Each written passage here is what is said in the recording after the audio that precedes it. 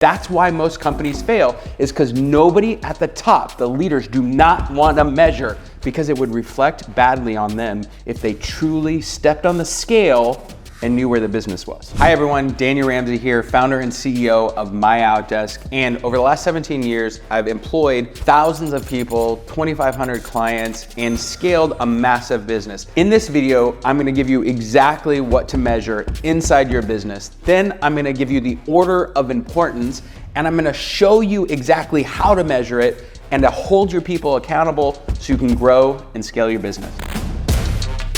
Okay, the first thing you want to measure is speed to lead. How fast does a customer raise a hand? Do they get into a sales conversation? And then how fast from the sales conversation do they convert into a paying customer? Very important measurement. Number two, client acquisition cost. How much money and how much time does it take to get a new customer in the door? Very important, so you know your numbers and can be healthy in terms of financials, meaning I'm not spending too much money to get a customer that's a low value customer. I'm spending the right amount of money over time to acquire new customers so my business is profitable. Very important to measure. Also, lifetime value of a customer. How long do on average I keep a customer, and how much money does the business generate from that new customer?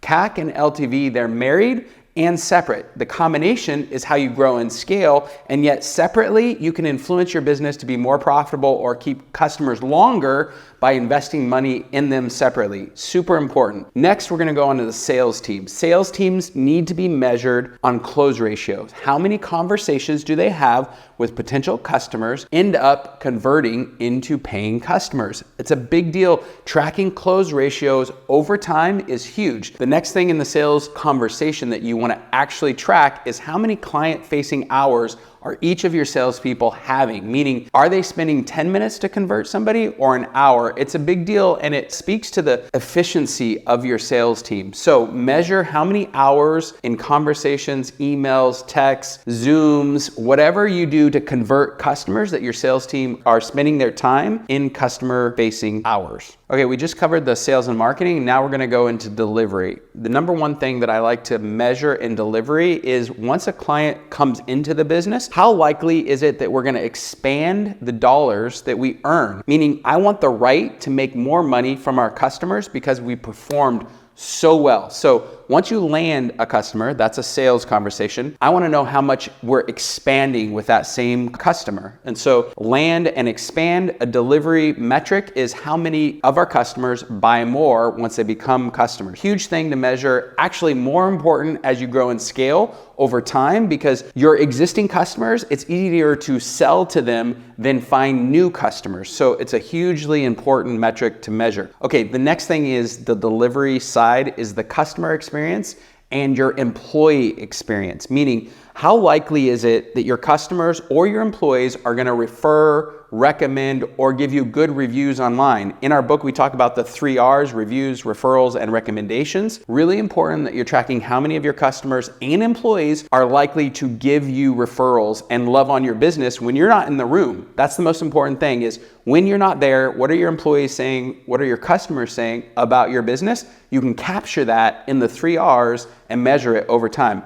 Really big deal. The next thing is churn. And this is, again, another delivery conversation. How many of your clients come in thinking that they're getting one thing and then end up leaving your business for one reason or another? Why did they leave? Where did they go? Why are they not a fit for your business? You have to collect that information so you can make subtle tweaks to your business over time, because it's a lot easier to keep customers than go out and get new ones. Remember, we've paid thousands of dollars maybe for this customer, and you want to keep them over the long term. So measure churn so you can make incremental improvements in your business over time. Really big deal. And that's all of the delivery. Now we're going to go into the final. This is the most important place to actually measure. These are the financial metrics in your business, the financial KPIs of a business. Number one, and this isn't done enough, and I want to stress this point, track your financials over the long time. Japan has this great thing where their businesses have 100 and 500-year business plans,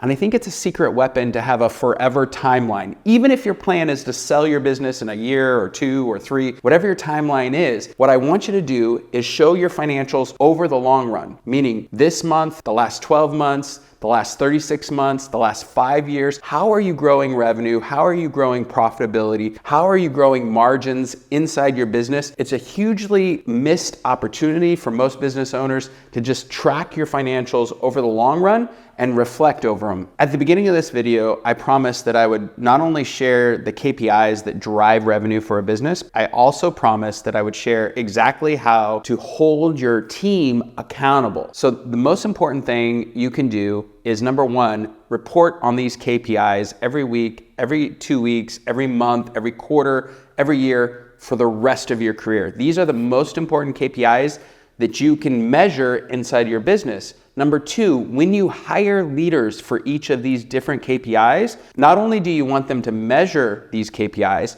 you want them to stand in a meeting and report them directly to you so that you can see the improvement over time. And that is a masterclass in growing and scaling a business using KPIs. Okay, below I've knocked all of this out in the comments, and also we have a download for you where you can grab this in an Excel format and see what it would look like to measure these things over time. Back when I was a baby entrepreneur and brand new in business, I would have killed for this list because it would have transformed the speed at which I would have grown and scaled my business.